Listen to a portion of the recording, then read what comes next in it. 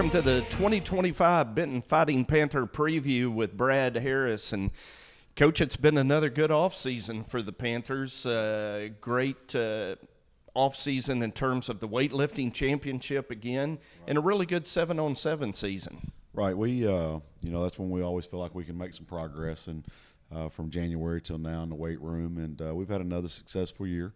We're not quite as the 2025 season not quite as big as we've been in the past, but kids are strong. They got after it again in the weight room, and we won another state championship in the weightlifting, and that helped out. We had kids like Walter Hicks and Bronson Koulis that came back as seniors that helped us with that. But another good year, a lot of progress, and excited about 2025. And then, like you said, we through the summer had a really successful 7-on-7 season while we had everybody healthy. And then we kind of got a few injuries with Will Carter and Carson Collett and those guys, but we had a really successful season, and I was excited about that. We went to SAU and made it to the finals and ran into Warren in the finals. And man, I tell you what, Warren is really talented this year. Got some really good athletes, and then we won our tournament here at Benton. It's the first time that we've done that in a long while. And then we went to U of A and then to Arkansas State 7-on-7 and made the semifinals. So had a lot of success and a lot of fun through the summer. Then we hit some team camp stuff through the month of July. Got a little bit better with our offensive line and tried to start putting the pieces to the puzzle together. So what's that like for the young men going to SAU, going to ASU, and then University of Arkansas? What's that experience like for them? Well, I really like to do it, Jim, just because it gets us on a college campus and it gets our kids opportunity to be seen by college coaches, and they play a little bit harder on those college campuses because they know that they're getting watched a little bit. And we got some kids that got offers, Drew Davis was offered by SAU, and he was actually offered last year down there. And they really like him. He's one of their top 2 quarterbacks that they're going after this recruiting season. Carson Collett and Will Carter both are getting some attention from SAU. When we went to the Arkansas State 7-on-7, there was a lot of college coaches there from Division IIs, and Arkansas Tech actually offered Carson Collett that day. So it's a great opportunity for them to get seen because a lot of times they'll have Division II schools will have other colleges there working them, or the bigger schools will have other school coaches working the camps, and to get to see them, it's a recruiting tool for them. But it's a great experience for our guys. The University of Arkansas, when we started going to it a couple of years ago, and that's kind of a wrap of our 7-on-7 season, and we typically go up the night before and spend the night together, and then get up the next day and play 7-on-7. So it's a great team bonding thing, just to hang out and finish off the season and going into dead period on a high note, and try to get to know these guys a little bit more besides just on the football field. So as we turn the page to 2025, we do so having said farewell to the winningest senior class in the history of Benton football. And I know that's a group. You mentioned Walter, you mentioned Bronson, but that's a class that set the highest bar in Benton football history. I know you're going to miss that group. Oh, for sure. I wish we could bring a lot of them back, and really, really talented guys, but just ultra competitive guys, and you can, you win 29 games in your career, you're doing some stuff right. Those guys knew how to practice, they knew to work in the weight room, and they were just good kids, man. They worked extremely hard, and we got some guys that are playing at the college level. Maddox Davis is down at Henderson State. We got over at OBU, Parker Glaze and Isaiah Gibson and Walter Hicks. And then at SAU, Bronson Koulis, and then Nick Wright is at Hendrix College. So, you're losing that many college athletes that are going to play. It makes it tough on you the next year. But, there was 29 of those guys that played a lot of minutes from the time they were sophomores all the way through, and so we're losing a big void of our team. And those guys were phenomenal kids and everything, but we got some great ones that are going to step up, and they're getting their opportunity to shine on a Friday night now. So that's the exciting part about coaching. And I mentioned this earlier, putting the pieces to the puzzle together. Every year it's a little bit different. I told the guys the other day, I said, we're not dealing with small puzzles this year. We got a 500-piece puzzle we got to put together. So, there's a lot of moving parts this year because we lose 9 defensive starters and 5, 6, however you want to look at it, on offense. And, that's a lot of experience that we lost from that group, really talented group. But in terms of experience returning, you've got Drew Davis. He'll be a 3-year starter at quarterback. And in reading a lot of the preseason magazines, what stood out to me is not Drew's quest for personal success, but really trying to be a team leader this year, lead by example. Just talk about Drew and what you expect of him his senior year at Signal Caller. Well, it's always a bonus when you get a guy like Drew coming back.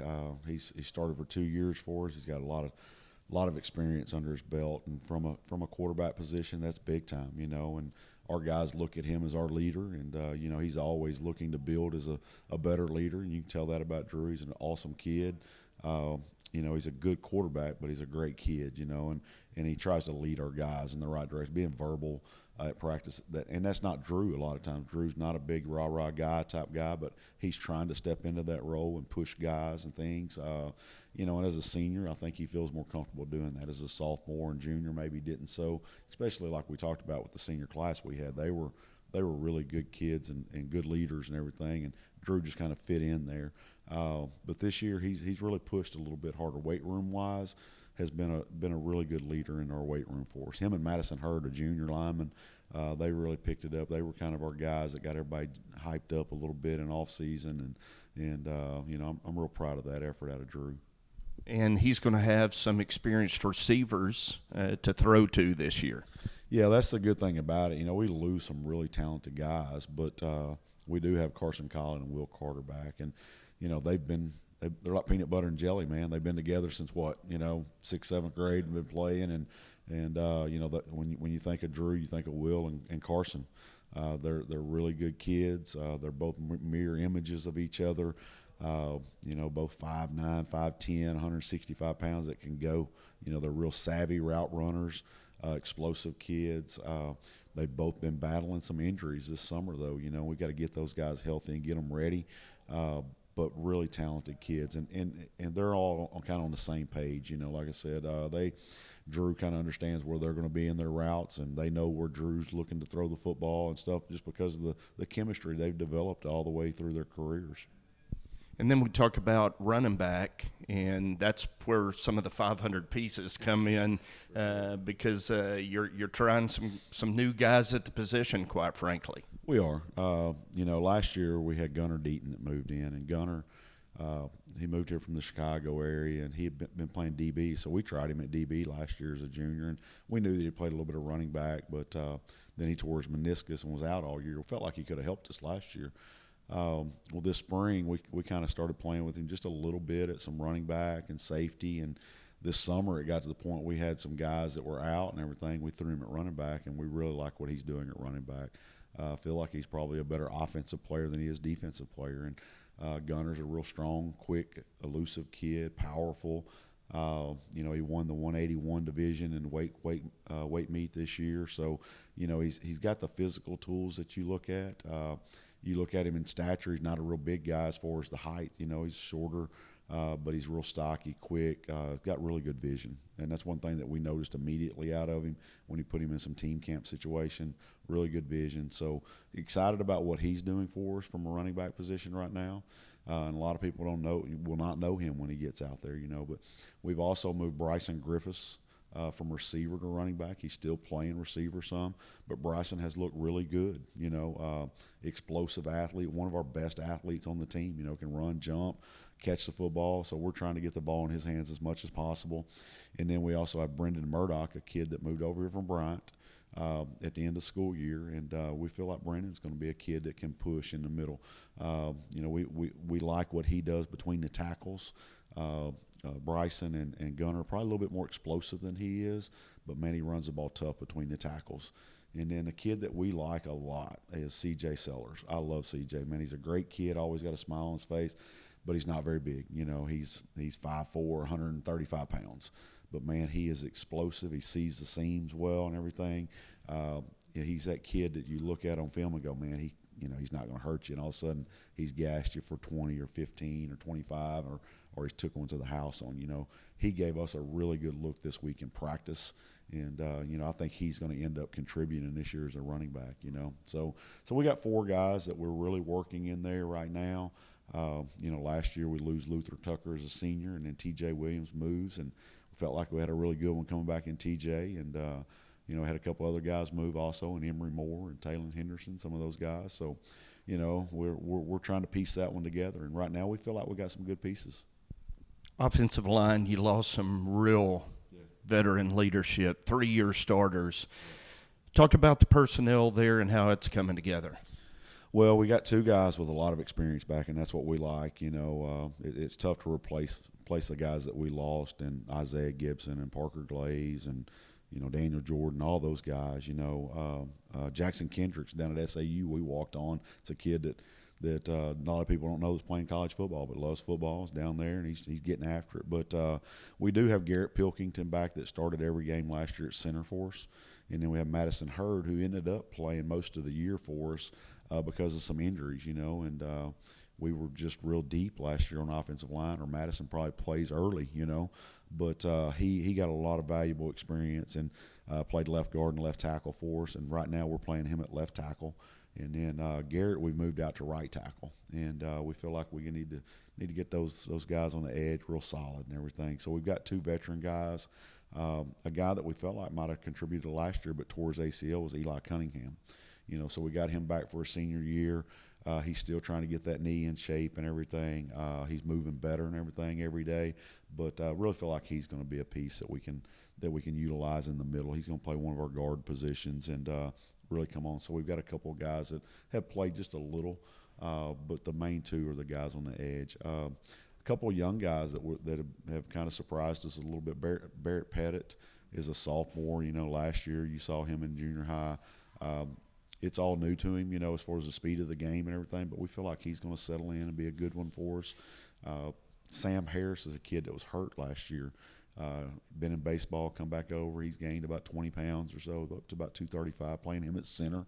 And then Kaysen Wright, a kid that was just a deep snapper last year for us. We moved him to center, so they're kind of competing in there. And then another senior, Caleb Johnson.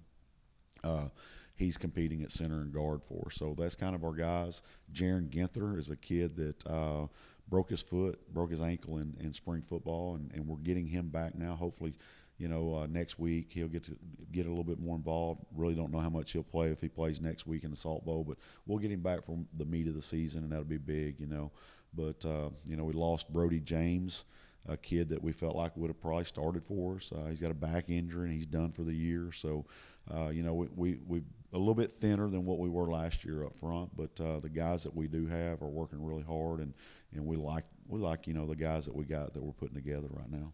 Before we leave the offensive side of the ball, there's been changes on your staff there with Justin Ray leaving education and going into the business world, and I know you've had some moving pieces amongst your coaching staff. Right, and that's what it is. Justin, I guess early June, came to me and he wanted to pursue a different career, and I respect that and everything. I tell him all the time I don't like it, but I didn't want to see him leave and everything. Love Justin, but we did. We moved Drew into our offensive coordinator position, and he's going to be our quarterbacks coach. And he and Justin have worked hand in hand for the last 5 years, and know that's going to be a good move for him. And he's ready for that move as a coach, and being a young guy that's played college football, knows that he's got a lot of football knowledge, and he's bringing a little bit of his own flair to the offense. You're going to see the same style of offense, but Drew's tweaking it just a little bit. But we also hired a new receivers coach in Davion Williams. And known Davion for a long time. He's actually from Gardner, graduated from Henderson, played football there, went to Prescott, and has been coaching at Prescott for 14 years as a receivers DBs coach. The last 4 years he's been their offensive coordinator. So he's got a lot of knowledge that he can help bring. A little bit of a different viewpoint for our offense and help a little bit, but really excited to have Davion here, and the kids are really adjusting his style a little bit. As a new coach, takes a little while to get settled in, but Davion's doing a really good job for us. Did that kind of cut against your grain as a Go Devil to hire a Curly Wolf? Well, a little bit, but he does have some Go Devil blood in him. So I asked him how hard that was to put the maroon on and be a Curly Wolf, and he said it's pretty tough, but he adjusted, so I would have a problem with that myself. But yeah. Excited to have him. So you coordinate the defense, and your staff all returns intact, but what doesn't return is many starters. I mean, you lost 9 starters off that defensive side, and as the head coach, the defensive coordinator's got his work cut out for him this year. Yeah, for sure. What people don't look at, they look at, we lost 9 starters, but we lost 5 senior defensive linemen. 5 really good ones, and Ty Mattia, Owen Seal, Jay Alford, Mason Lassiter, and Dominique Roy. Those are guys that we didn't mind who was in the game. We put one of those guys in. And then you also throw Carson Conyers as a sophomore in there. Carson's not back this year because of a shoulder injury. So we lost everybody on the defensive line. And that makes it tough. And that's where we're really thin at right now. And then you lose a kid like Walter Hicks at linebacker, that's your school's all-time leading tackler and big physical presence in the middle. And then you lose another college linebacker and Nick Wright, and then, 2 safeties that we had, Isaac Hill and J. Thomas Pepper. Man, those guys would come and get you. Man, they were fearless to the football, chased the football like as good as anybody we've had play here, and just really, a really good defense, and that's what we're going to miss a lot is those guys, man. They just chased and they were relentless to the ball, and we're going to have some guys step into those roles, and I don't know who that's going to be right now in a lot of spots. We're still kind of auditioning going into the sprint, the game with Little Rock Christian with some spots, but up front it's going to be our thinnest spot. We have nobody coming back, and we're having to be very creative from a defensive staff. We're putting some linebackers as stand-up defensive ends, and because of the lack of the depth that we have on the defensive line right now, and we really don't have enough depth on the offensive line to bring anybody over to help us there. So you're going to see a smaller defense, more of a blitzing, attacking defense probably than we've been in the past, and we're still trying to figure out what we want to do on the back end. We do like some of the guys coverage-wise. But it's going to be a little bit of a different style this year for us. And in sacrificing size, you do add some quickness that may be a new feature for your defense. Yeah, really, Jim. I think we're going to be as fast, maybe even a little bit faster as a team than we were last year, but we are smaller. We're looking at, like, on a defensive line right now, Avian Beard. He's playing nose for us. Last year played very few minutes on Friday nights, but was a really good player on Monday nights. And Avion is 220 pounds, 5'9". Drake Woodard as a sophomore. This will be, he's a sophomore. He's getting thrown in the fire, man. He's going to learn by trial and error and everything. He's playing one of our defensive ends, and Drake is about 6'3", 220. Which is not a small guy, but, he's not a big guy either, and he's a sophomore. He's going to have to figure it out, and then what we're rolling is our kind of our weak side defensive end, our hybrid linebacker. You're looking at Connor Stevens and Noah Robertson that are playing a lot right there, and Connor's 175 pounds and Noah's 185, 190-pound guy. So we're going to be small, but, man, they're quick up front. Our 3 linebackers that are playing right now for us, we really like those 3 guys. Senior Antonio Shelton. Antonio's had a really good offseason. Antonio's about 6 foot, 190. Got a big wingspan, runs to the football really well. Coverage-wise, like some things that he does. Bryson Mattia, a junior. We're hoping that Bryson can he told us that, he wants to be Walter Hicks. He wants to follow in his footsteps, Is he Walter Hicks right now? No, but does he have some tools and traits that Walter has? Yes, he does. He runs really well. Probably runs a little bit better than Walter, but he's just got to learn to stick his face in there and nose in there all the time, down after down, and be physical. But really like what he does, man. Got a huge motor, runs to the football. And then another linebacker that played a lot last year for us, Weston Monson. And I love what Weston does, man. He's long, 6'2 and a half, 190, 85, 90 pounds. Runs to the ball really well, gets in passing lanes. Between Antonio and Weston, man, they've made it tough on Drew a few times, just getting up in his face and making him throw around big, long, athletic guys, and they play really well in space and everything. So we've got those guys back. On the back end of our defense, we got Trey Stewart back that played corner last year for us a lot, and we got Cordell Payne that played a lot last year until he got hurt and was done for the year, basically. But we got those 2 guys back that we feel good about. And then some guys that have really come on is Messiah Holloway and Major Holloway, the brothers. Messiah being a senior, Major being a junior. They've had good off seasons and good spring and summers and everything. Messiah probably would have played last year for us, but he had that knee injury. So we like what he's doing and everything. He's getting better every day.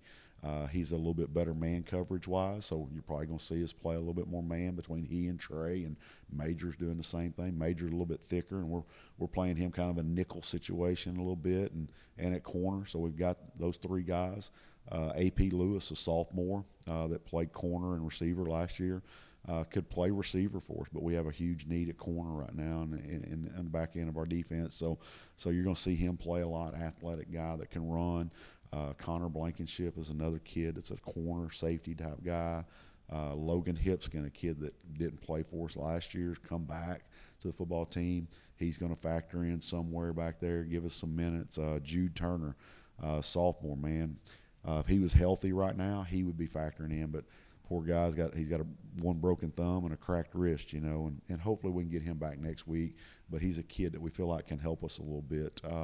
So we've got a lot of options in the back end, and I think we're going to be all right once we get settled in and put all those pieces together that we talk about. But I really like a lot of those guys, but they've not played on Friday nights, and who knows, how they're going to react to playing Bryant or even Friday night against Little Rock Christian. We've just been scrimmaging each other, and team camp is different than live Friday night football games. So the experience in there, but I hear you say the potential excites you. Yeah, it does. There's a lot of things that we do a little bit better than teams in the past that we've had, but there's some things that we got a lot of work to do. And the one thing that the physicality on defense that we've had the last couple of years, chasing the football, haven't seen that like I'd like to right now. I do like how our DBs cover. All right, they're really aggressive.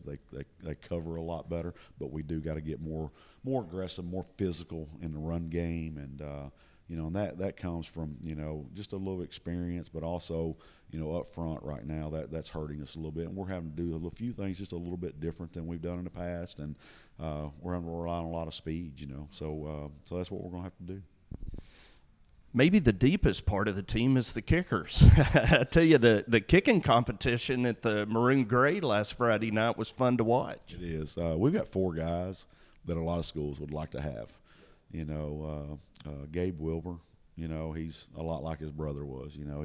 You could ask Lucas where to put the ball, tell him where to put the ball, and he's going to put the ball. And Gabe's very much like him. And when you look at Gabe, gosh, he's not very big, but man, he's got a big leg.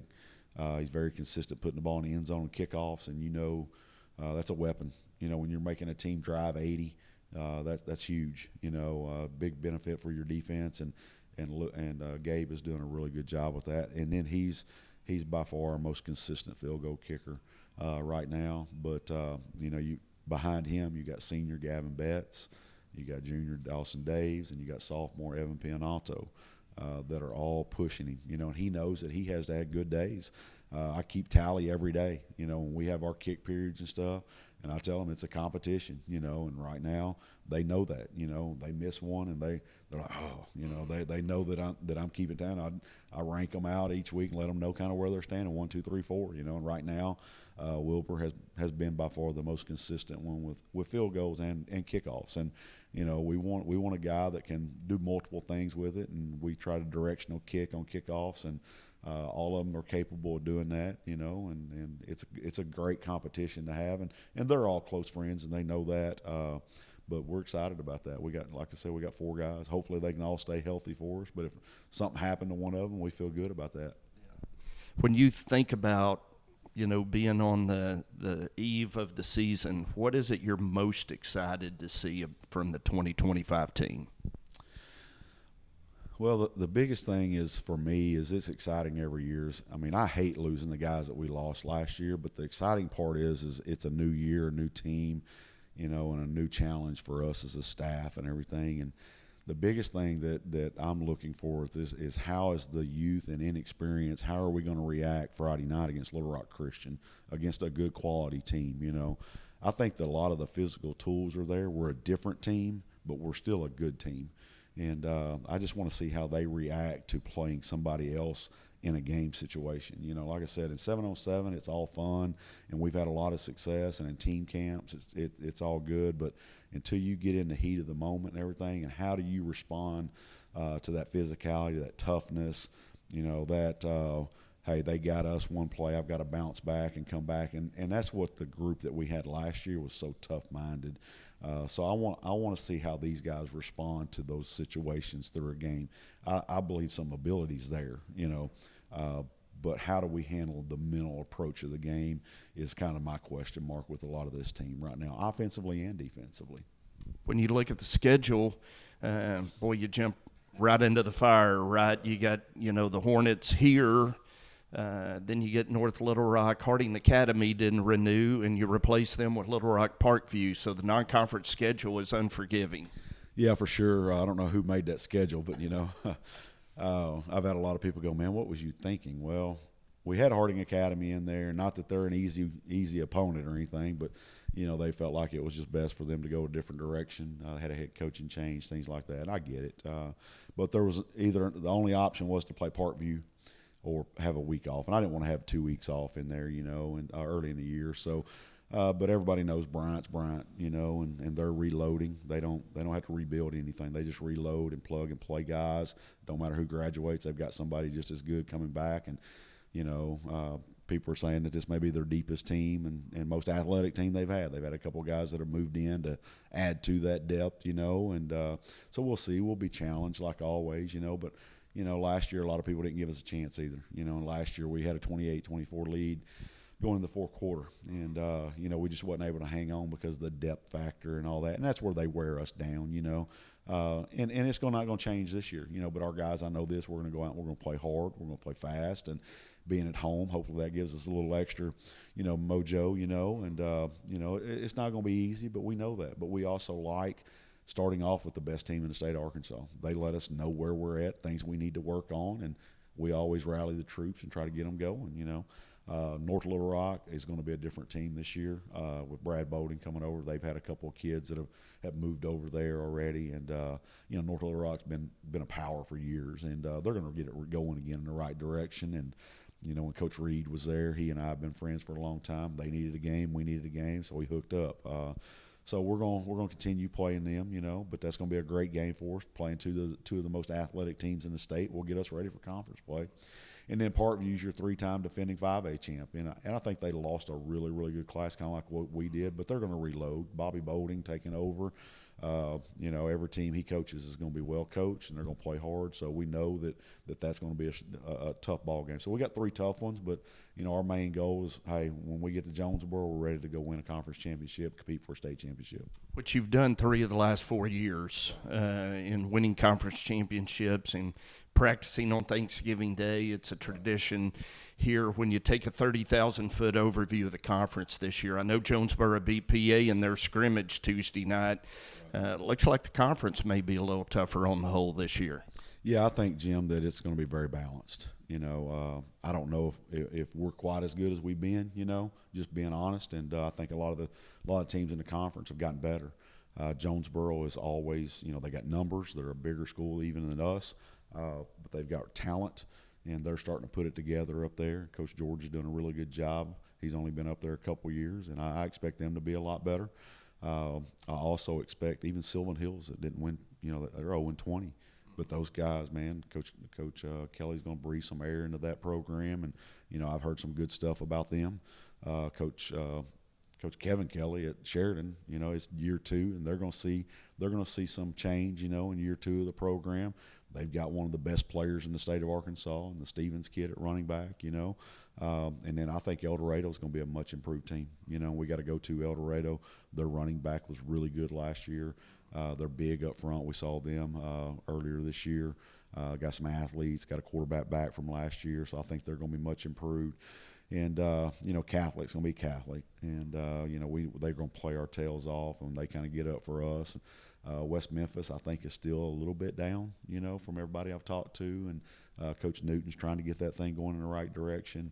And then the Week 10 one here at Marion, that's going to be a ball game.